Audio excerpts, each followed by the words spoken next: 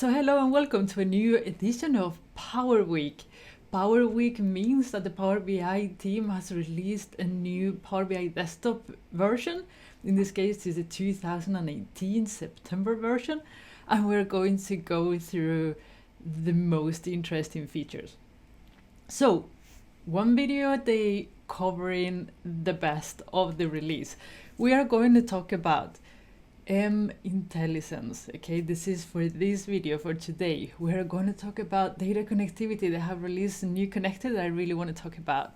We're going to talk about new reporting features. Some of them are very interesting. And then we're going to talk about the new aggregation feature for the modeling, for data modeling in Power BI. It is going to be an amazing week. So how about we get started today with INTELLISENSE. So hello and welcome to another Power Week.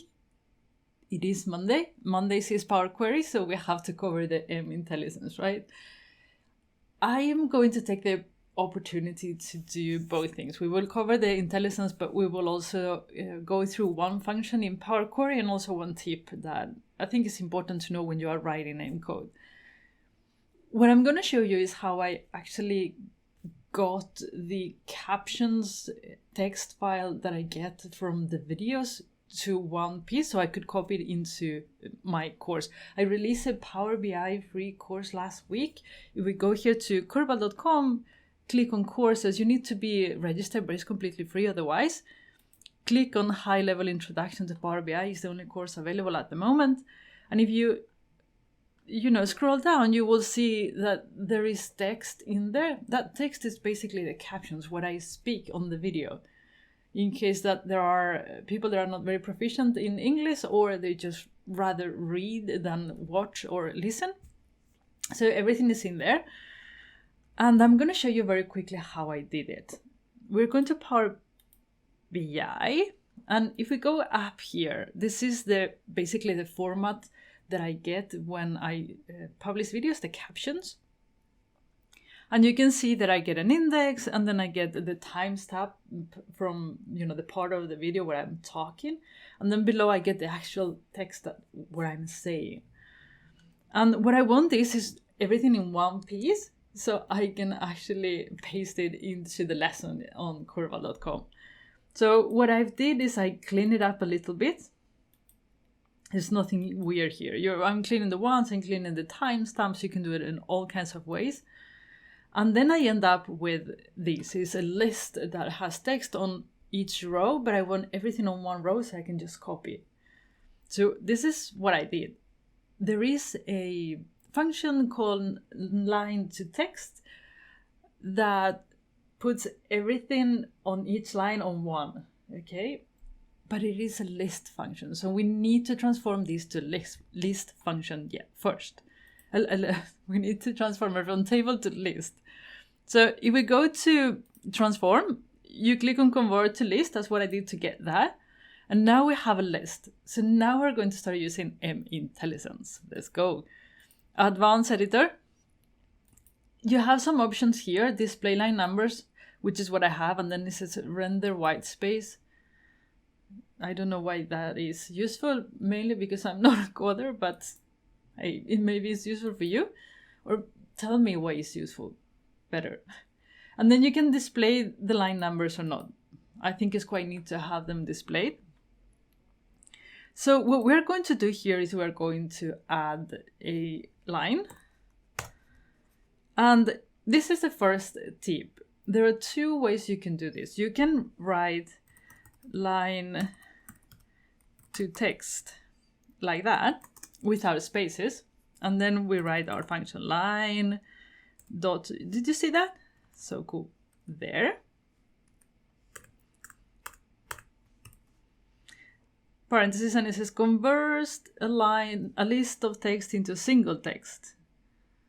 The specified line separator is appended to each line. If not specified, then character return and fill line list. Then here you have lines as list, line separator as nullable text. So what it's telling you basically is first we need to always in Power Query give them the previous step, and then now we want to now we are telling them which separator we want to have. In this case, we want to have obviously a, right? So it looks neat. And then we need to move these there. And there we're good to go. Well, so what is the tip? Here's the thing.